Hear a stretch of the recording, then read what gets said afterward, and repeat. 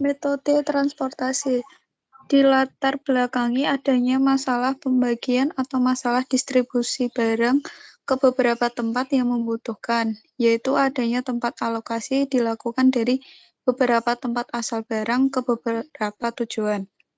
Jumlah biaya pengangkutan akan berbeda karena cara alokasi yang berbeda meskipun kebutuhan setiap tempat yang dituju sama dan kapasitas tempat yang menyediakan sama. Oke, lanjut Mbak. Biaya pengangkutan tiap barang dari tempat yang berbeda ke suatu tempat tujuan atau dari suatu tempat asal ke tempat tujuan yang berbeda memiliki besar yang tidak sama. Misalnya, kita memiliki dua sumber barang, yaitu di A dan B, yang akan dialokasikan ke dua tujuan, yaitu ke X dan ke Y. Barang tersedia di A sebanyak 200 buah barang, dan di B sebanyak 300 barang. Kebutuhan di X sebanyak 250 barang, dan di Y juga sebanyak 250 barang. Biaya pengangkutan tiap barang dari A ke X sebesar Rp25 dan ke Y sebesar Rp10. Sementara itu, dari sumber B ke X sebesar Rp11 dan ke Y sebesar Rp20. Oke, jadi hari ini kita mau bahas tentang metode transportasi. Jadi untuk transportnya ya, transport atau perpindahan barang, distribusi barang dari satu tempat ke tempat yang lain. Kenapa perlu belajar ini gitu? Ya karena biayanya juga untuk transportasi ini mahal gitu. Jadi harus benar-benar dilihat lebih efektif. Nah, adalah namanya metode transportasi karena mungkin kita bisa lihat perpindahan antar kota. Kalau perpindahan antar provinsi, kalau perpindahan antar negara gitu, itu pasti biayanya sangat mahal. Jadi memang harus benar-benar dilihat. Kalau boleh dilakukan seefisien mungkin. Karena selisih berapa ya? 100.000 aja kalau per meternya itu gitu kan. Kalau misalkan dikalikan dengan jaraknya itu pasti punya nilai yang sangat tinggi kalau tidak diperhatikan untuk metode transportasi yang baik. Kalau misalkan dia perpindahan yang terbenua, gitu. Jadi jumlah biaya pengangkutan akan berbeda karena cara alokasi yang berbeda, meskipun kebutuhan di setiap tempat yang dituju sama. Oke, jadi ini perlu kita bahas. Nah, contohnya nih, biaya pengangkutan barang, ini dia. Ini ya soalnya tadi. Biaya pengangkutan barang dari tempat yang berbeda ke suatu tempat tujuan, misalnya ada dua sumber barang, sumbernya itu dari A dan B. Oke, ini bayangkan aja ini dari Taiwan dan Hong Kong gitu, dari A dan B. Barang ini mau ditujukan ke X dan Y. Oke, mau dikirim ke negara lain istilahnya seperti itu. Nah, barang yang tersedia di A itu ada 200 barang. Dan barang yang tersedia di B itu ada 300. Nah, kebutuhan untuk di negara ya, negara X itu mereka butuh 250 barang. Dan barang di Y mereka butuh 250 barang juga. Untuk biayanya sendiri itu berbeda-beda ya. Kalau biaya pengangkutan dari A ke X itu harganya Rp25. Dan kalau ke Y harganya Rp10. Lalu kalau pengangkutan barang dari B ke X itu Rp11 dan dari B ke Y itu Rp20. Nah, untuk seperti ini kan kita bisa lihat harus pakai yang lebih kecil gitu. Mana biayanya atau kos yang dikeluarkan itu lebih kecil ya kita pakai jalur itu gitu. Jadi perlu diperhatikan jalur mana yang lebih murah istilahnya. Nah, kita lihat dari alokasi A ke Y. Alokasi A ke Y itu kan lebih murah ya dibanding alokasi A ke X, benar nggak? Kalau A ke Y kan dia harganya 10. Berarti kita lihat, kita pakai yang dari A ke Y dulu. A ke Y itu 200 barang dikali 10 untuk harganya. Harganya itu 2.000.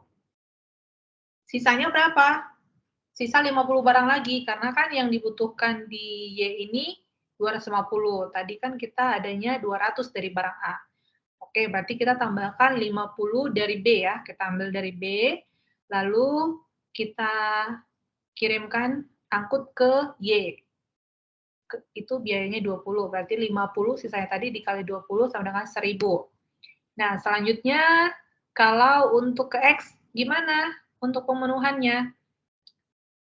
Kalau dibandingkan dengan A dan B ke X itu, yang lebih murah itu jalur B ke X, karena B ke X harganya cuma 11. Kalau A ke X itu harganya 25, berarti kita ambil yang B ke X. B ke X itu langsung aja 250 kebutuhannya, ambil aja 250 dikali 11 sama dengan 2.750.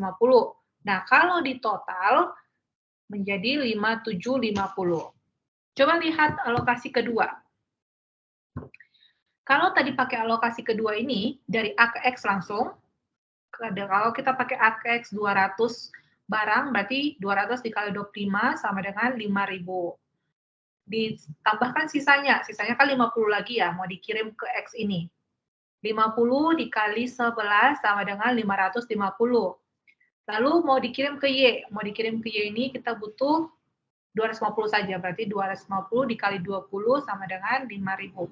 Nah, jumlahnya itu, transportnya itu 10.550. Bisa dilihat itu selisihnya sudah hampir 2 kali lipat kan?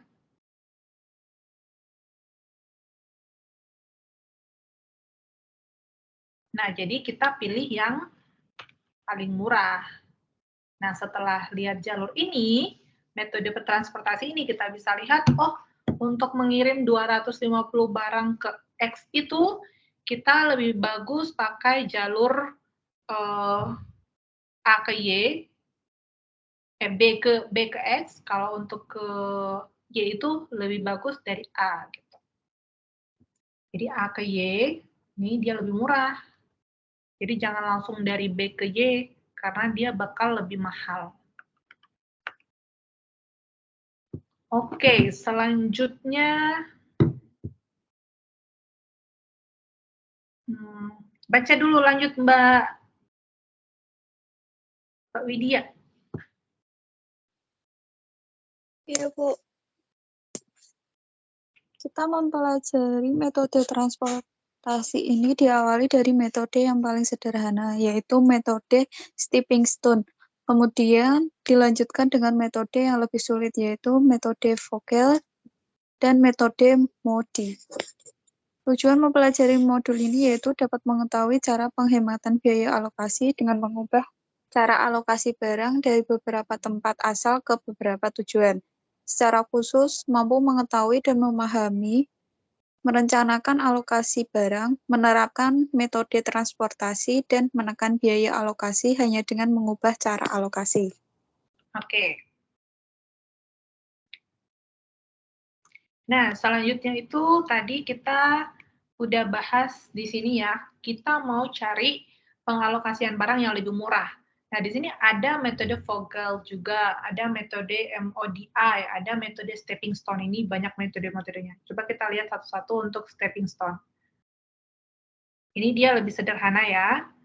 Contohnya, perusahaan ini ingin menjual hasil produksi ke 3 daerah. Mau jual ke Jogja, mau jual ke Semarang, mau jual ke Bandung. Pabriknya ada di Magelang, Pati, dan Kediri. Coba kita lihat ya. Jadi untuk kebutuhan tiap gudang itu, kan kebutuhannya tadi di Jogja ya, mau dikirim ke Jogja. Di Jogja butuh 60 ton, di Semarang butuh 40 ton, di Bandung butuh 20 ton.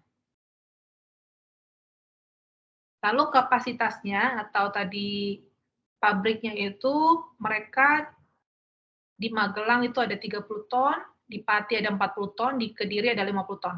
Yang mana nih kampung kalian di sini? Ada nggak kampungnya di sini?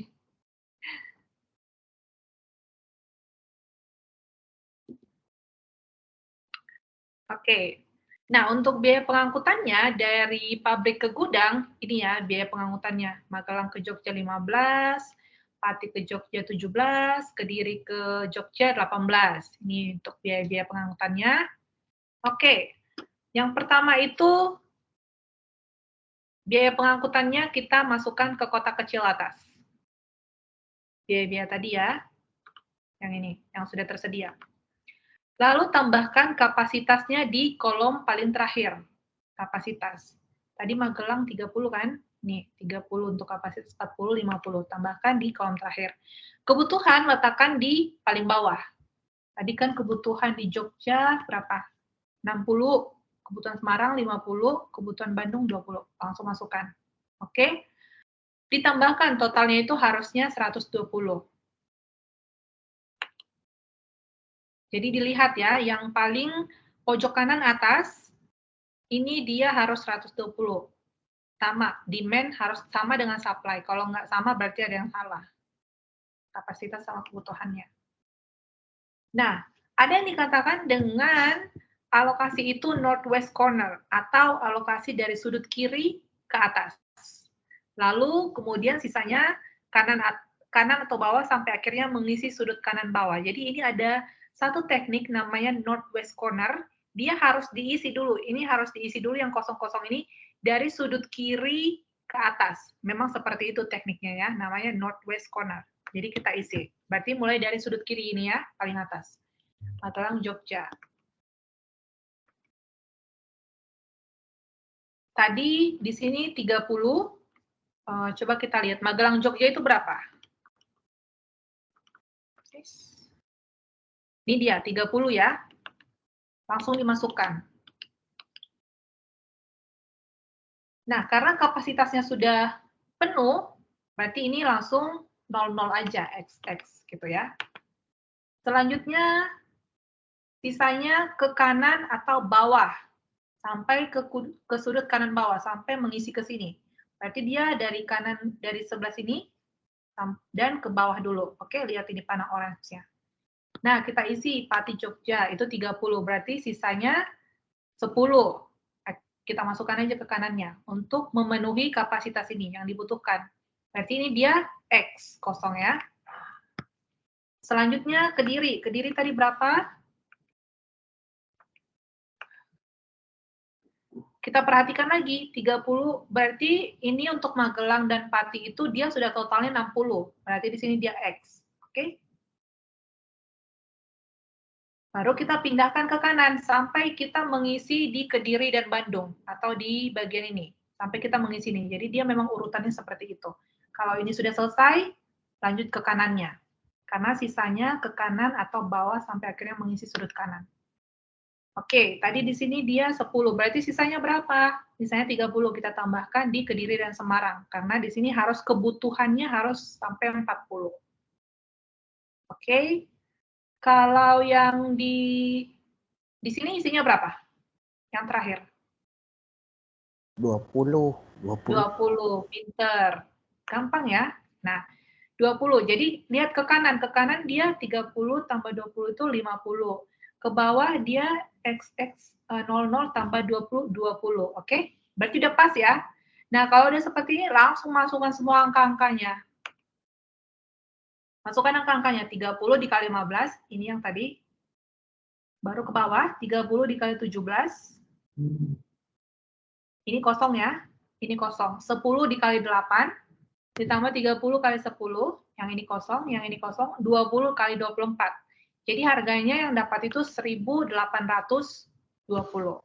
Gitu. Ini untuk biaya pengirimannya dengan menggunakan teknik northwest corner atau alokasi dari sudut kiri ke atas. Selanjutnya ada metode Vogel. Kurang lebih sama. Hanya saja dia ada perpindahannya sedikit lagi. Ini nanti bisa dilanjut sama minggu berikutnya ya.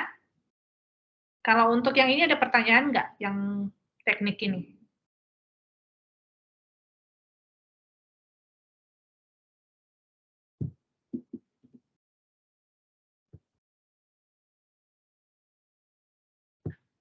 Jelas ya untuk teknik northwest corner-nya? Nanti saya sampaikan biar diulang lagi kalau memang nggak jelas. Oke, karena jamnya sudah hampir menuju jam 3, kita akhiri tuton kita sampai di sini. Untuk tugas 3-nya nanti saya upload ya. nanti atau besok. Kalau tidak ada lagi pertanyaan, kita akhiri tutorial kita sampai di sini. Sampai jumpa minggu depan.